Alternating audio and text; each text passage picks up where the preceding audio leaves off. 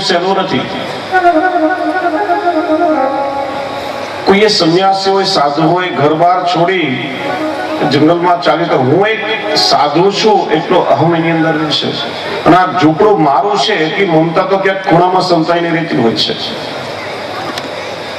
શ્રી મહાપ્રભુજી ઉપાય બતાવ્યો, તોડવા કે છોડવાને બદલે પ્રભુને મોડી દો, પ્રભુને સમર્પિત કરી દો, તમારો પરિચય બદલાઈ જશે. અહમ એટલે હું કોણ છું. તમને કોઈ પૂછે કે તમે કોણ, તો આ શરીર સાથે જે નામ જોડાયેલું હોય નામ આપણે કહીએ છીએ. એ આપણો સાચો પરિચય નથી. શરીર છૂટી જશે ત્યારે નામ પણ પૂરું થઈ જશે. સાચો પરિચય છે દાસો હમ, કારણ કે આત્મા પ્રભુનો અંશ છે એટલે પ્રભુનો દાસ છે. અને આપણે જીવ ભૂલી જઈએ છીએ. એ જ વાતનું સ્મરણ બ્રહ્મ સંબંધના ગદ્ય મંત્રમાં કહ્યું છે, દાસો હમ. અને મારું શું છે? જેટલી પણ વસ્તુઓ કે સંબંધો છે બધા શરીરની સાથે જોડાયેલા છે. શરીર સાથે બધા સંબંધો પણ પૂરા થઈ જાય છે. પ્રભુ આત્માના સંબંધી તો કેવલ તમે જ છો. હું તમારો દાસ છું અને તમે મારા છો. આ જીવ બરાબર જયારે સમજી લે ત્યારે બ્રહ્મ સંબંધ થાય છે.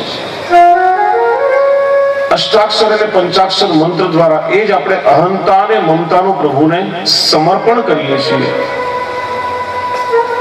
અને હૃદયથી જયારે સમર્પણ ભાવ આવે ત્યારે જ ખરાર્થમાં જીવને બ્રહ્મ સંબંધ થાય છે. હું કરું એ જ અજ્ઞાનતા, શકટનો ભાર જેમ સ્વાનતાને. બળદગાડા નીચે કૂતરું ચાલી જતો હોય તો વિચારે કે આખા બળદગાડાનો ભાર હું જ ઉપાડીને ચાલું છું. કેટલાય પ્રકારના અહંકાર આપણી અંદર હોય. ઘણી વાર જીવ કહેતો હોય હું ઠાકોરજીના મંદિરો બંધાવું છું, હું ભગવાનને 56 ભોગની સામગ્રી લગાવું છું, હું પ્રભુને સોનાના આભૂષણ બનાવીને ધરાવું છું, હું પ્રભુની સેવા કરું છું, હું પ્રભુને સંપત્તિ ભેટમાં આપું છું. આપણે ભૂલી જઈએ છીએ જે પ્રભુને લક્ષ્મી જેવી પત્ની હોય એને આપણે કયું ધન આપી શકવાના? જેને કૌસ્તુભમણિ જેવું આભૂષણ ધારણ કર્યું હોય ને આપણે કયું સોનાનું આભૂષણ બનાવી શકીએ? જેના દરબારમાં અન્નપૂર્ણા જેવી દાસીઓ હોય એને આપણે કઈ સામગ્રી બનાવીને રોગાવી શકીએ? અને સ્વયં બ્રજ ભક્તો, હજારો ગોપીજનો જ્યાં પ્રભુની સેવા કરવા માટે પ્રતિક્ષણ તત્પર હોય, આપણે શું પ્રભુની સેવા કરી શકવાના? આપણે તો ખાલી કાલાવાલા કરીએ છીએ, હાથ પવિત્ર કરીએ છીએ. સેવા તો બ્રજ ભક્તો કરી શકે. એને પેલા દિવસે સમજાવ્યું કે હું સેવા કરું છું એવું ક્યારેય નહીં બોલશો. એમાં પણ આપણો અહમ પ્રગટ થાય છે. આપણે પ્રભુની સેવામાં હાથ પવિત્ર કરવા જઈએ છીએ. જીવ કઈ કરી શકતો નથી. ઠાકોરજી કૃપા કરી આપણને નિમિત્ત બનાવી અને આપણા દ્વારા કઈ અલૌકિક કાર્ય સિદ્ધ કરાવે છે. એટલા માટે હુંનું સમર્પણ થવું બહુ જરૂરી છે. બીજી વસ્તુ છે મમતા. મમતા એટલે મારું. જીવ બુદ્ધિથી આપણે દરેક વસ્તુને પોતાની સમજી લઈએ છીએ, ખરેખર પોતાની નથી. કોઈ પણ વસ્તુ પર આપણી માલિકી હોય કે આપણી સત્તાની હોય તો આપણે શા માટે એને પરલોકમાં સાથે નથી લઈ જઈ શકતા? કોઈ પણ વસ્તુ ઉપર ખરેખર આપણો અધિકાર નથી. અને બધા જ સંબંધો શરીર છે ત્યાં સુધી જોડાયેલા છે. જીવ બુદ્ધિથી આપણે વિચારીએ ઘર મારું, ગાડી મારી, બેંક બેલેન્સ મારું, પત્ની મારી, પતિ મારો, સંતાનો મારા, આપણા મારો ને તારો સંબંધ ક્યાં સુધી? શરીર છે ત્યાં સુધી. અંતરમાંથી અંતર્યામી જે દિવસે આપણને છોડીને પધારી ગયા, શરીરમાંથી પ્રાણ નીકળી ગયા, પછી જેને આપણે પોતાના માનીએ છીએ, પતિ પત્ની પુત્ર કે મિત્ર, 2 કલાકમાં કહેશે બધા જલ્દી આને કાઢો ઘરમાંથી, નહીં તો શરીરમાંથી દુર્ગંધ આવવા લાગશે. શરીર છે ત્યાં સુધી બધા સંબંધો હતા, પણ શરીર છૂટ્યા પછી કોઈ 2 કલાક ઘરમાં રાખવાનું નથી. બધા જ સંબંધો પૂરા થઈ ગયા. મકાન બીજાના નામે ચડી જશે, ગાડી કોઈ બીજો લઈને ફરતો હશે, બેંક બેલેન્સ બીજાના નામે ટ્રાન્સફર થઈ જશે, તમારું કઈ નહીં રહે. બધી જ વસ્તુઓ શરીર સાથે સંબંધી છે.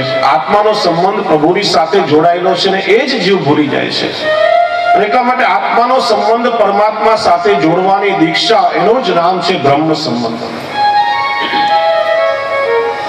સૌથી વધારે પોતાને વહાલ આપણા શરીર ઉપર હોય, સૌથી વધારે મમતા આપણા શરીર ઉપર હોય. આ શરીર મારું છે, આ શરીર આપણું હોય ને આપણું કંઈક એના પર ચાલતું હોય તો શા માટે આપણને વૃદ્ધાવસ્થા આવે છે? શા માટે માંદગી આવે છે? શા માટે મૃત્યુ આવે છે? કોઈને પણ વૃદ્ધ થવું, બીમાર થવું કે મરવું ગમે ખરા? આપણું ચાલતું હોય તો 20 વર્ષના તંદુરસ્ત યુવાન થઈને હજારો વર્ષ આપણે કેમ જીવી શકતા નથી? આપણા શરીર ઉપર પણ આપણું ચાલતું નથી તો આ જગતમાં બીજી કઈ વસ્તુ આપણી થઈ શકવાની છે?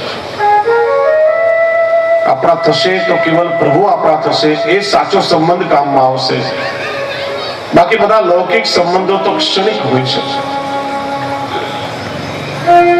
ગોસ્વામી તુલસીદાસજી થયા, એમના જયારે લગ્ન થયા ત્યારે જુવાનીમાં એમની પત્ની રત્નાવલી ઉપર ખૂબ જ આસક્તિ હતી. ક્ષણ માત્ર આપણે રત્નાવલી વગર રહી ન શકે. એકવાર રત્નાવલીને કઈક પિયરે જવાનો પ્રસંગ આવ્યો.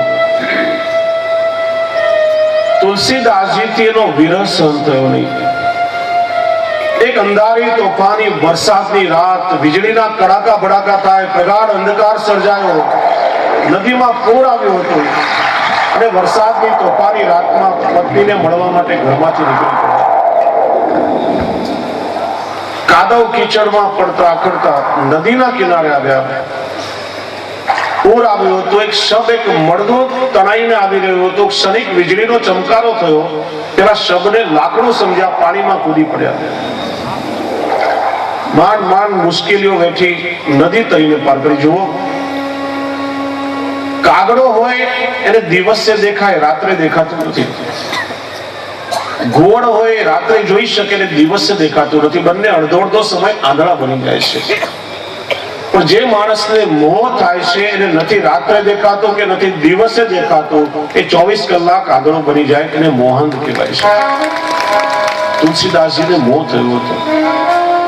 શબને લાકડું સમજી મુશ્કેલીઓ વેઠી નદી પાર કરી, અનેક મુશ્કેલીઓનો સામનો કરી પત્નીના મકાન પાસે આવ્યા. મકાનના દ્વાર બંધ હતા.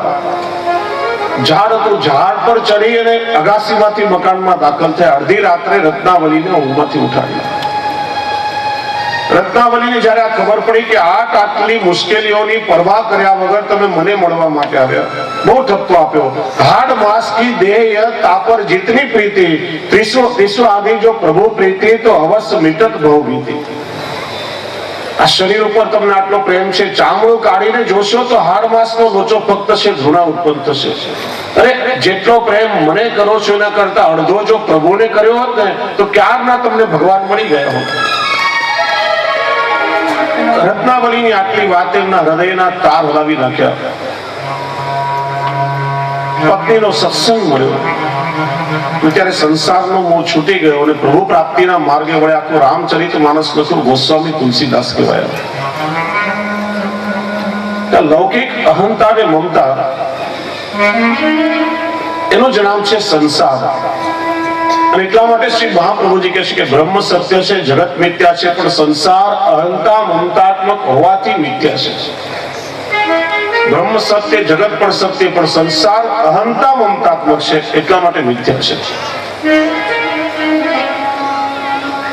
મમતાથી આપણને મોહ ઉત્પન્ન થાય છે અને મોહ એ જ માનવીના સુખ અને દુઃખનું કારણ બને છે. કોઈ વ્યક્તિ કે વસ્તુ એ આપણા સુખ કે દુઃખનું કારણ નથી હોઈ શકતી. પણ વ્યક્તિ કે વસ્તુમાં રહેલો જે આપણો મોહ છે એ જ માણસના દુઃખનું કારણ બને છે. એક બે ઉદાહરણ આપીને સમજાવું. કોઈ એક મકાનમાં આપણે રહેતા હોઈએ, વર્ષો સુધી એ મકાનમાં આપણે રહ્યા. આજે મકાન આપણે બીજા કોઈને વેચી નાખ્યું, રૂપિયા ગણીને લઈ લીધા, દસ્તાવેજ એના નામનો થઈ ગયો, એ વ્યક્તિ રહેવા માટે આવી ગયા. બીજે દિવસે આપણને ખબર પડે કે ગઈકાલ સુધી જે મકાનમાં આપણે રહેતા હતા આજે પડી ગયું છે, તો દુઃખ થાય ખરા? થાય દુઃખ કોઈને? ન થાય. 2 દિવસ પહેલા પડી ગયું હોત એટેક આવી ગયો હતો. હાય હાય મારું મકાન પડી ગયું. મકાન જ છે પણ હવે એમાં આપણો મોહ રહ્યો નથી, એટલા માટે દુઃખ થતું નથી. દરરોજ આપણે છાપામાં કે ટીવીના સમાચારોમાં કેટલાય માણસના મરવાના સમાચારો વાંચીને સાંભળીએ છીએ. કોઈ બીમારીથી મરે, કોઈનો અકસ્માત થાય, કોઈ દુર્ઘટનામાં મરે. કોઈ દિવસ એક સમય એક ટંક પણ આપણે જમવાનું છોડી દીધું ખરા કે હાય હાય મારા દેશમાં જે 50 માણસ મરી ગયા, આજે મારે નથી જમવું? પણ મરનારના લિસ્ટમાં આપણો કોઈક એક સ્વજન હોય જેના પ્રત્યે આપણી આત્મીયતા હોય, એનું નામ વાંચીને પછી એક કોળિયો પણ મોઢામાં મૂકવો ગમતો નથી. આંખમાંથી આમ દળદળ આંસુ વહેવા લાગે. વ્યક્તિ કે વસ્તુ હોય દુઃખનું કારણ નથી, પણ વ્યક્તિ કે વસ્તુમાં જે આપણો મોહ રહેલો છે ને, એ માનવીના દુઃખનું કારણ બને છે. મમતાથી મોહ વધે છે અને એટલા માટે માણસ દુઃખી બને છે. એટલે શ્રી હરિરાયજી અહીંયા શિક્ષાપત્રમાં સમજાવે છે કે અહંતા ને મમતાને સમૂળ છોડી દો, પ્રભુને સમર્પિત કરી દો. જીવન જીવવાનું આખું ધ્યેય બદલાઈ જશે, ચિત્તની બધી વૃત્તિઓ બદલાઈ જશે અને પછી કોઈ પણ પ્રકારના દુઃખનું કારણ આ જગતમાં રહેશે જ નહીં. શ્રી હરિરાયજી મદ ત્યાગ હેતુ નામના ગ્રંથમાં 20 પ્રકારના નાના મોટા મદ આપણને બતાવે છે કે જે ખૂણે કાચની અંદર સંતાઈને બેઠા હોય છે.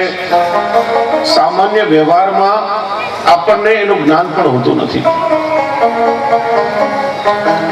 અને કહે છે કે આવા મદ એ અન્યાશ્રયની ધ્વજા છે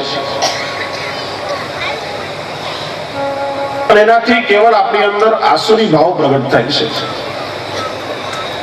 અને આવા મદ જ્યારે આપણને આવે ત્યારે જીવે શું વિચારવું, એનું બહુ સુંદર નિરૂપણ એમાં કર્યું છે. ખરેખર વૈષ્ણવ એકવાર વાંચવા જેવા ગ્રંથ છે. શ્રી હરિરાયજીના લગભગ 300 જેટલા નાના મોટા ગ્રંથો છે. હિન્દી, ગુજરાતી, બ્રજ ભાષા, પંજાબી અને મારવાડી આ 5 ભાષાઓમાં શ્રી હરિરાયજીનું સાહિત્ય બિરાજે છે. શ્રી મહાપ્રભુજીના પ્રકેર્ણ ગ્રંથોને ખૂબ સરળતાથી વૈષ્ણવ માટે સરળ ભાષામાં શ્રી હરિરાયજી સમજાવ્યા છે. શ્રી હરિરાય આજ્ઞા કરે છે કે વિદ્યામદ, ધનમદ અને કુળને લીધે થયેલો મદ, આ 3 મદ મોટા મદ છે. મોટા એટલા માટે કે વૃદ્ધાવસ્થા આવે છેલ્લા શ્વાસ સુધી આ 3 મદ આપણી અંદર રહે છે, આપણી અંદરથી છૂટી શકતા નથી, એટલા માટે મોટા છે. બીજા બધા મદો વૃદ્ધાવસ્થા આવે, શરીર અટકે ત્યારે આમ છૂટી જતા હોય છે, એટલે નાના નાના બતાવ્યા છે. વિદ્યામદ એ બહુ ખરાબ છે, કારણ કે વિદ્યાના મદરૂપી મદિરાથી અંધ બનેલો માણસ એને ક્યારે પ્રભુ સુખતા જ નથી.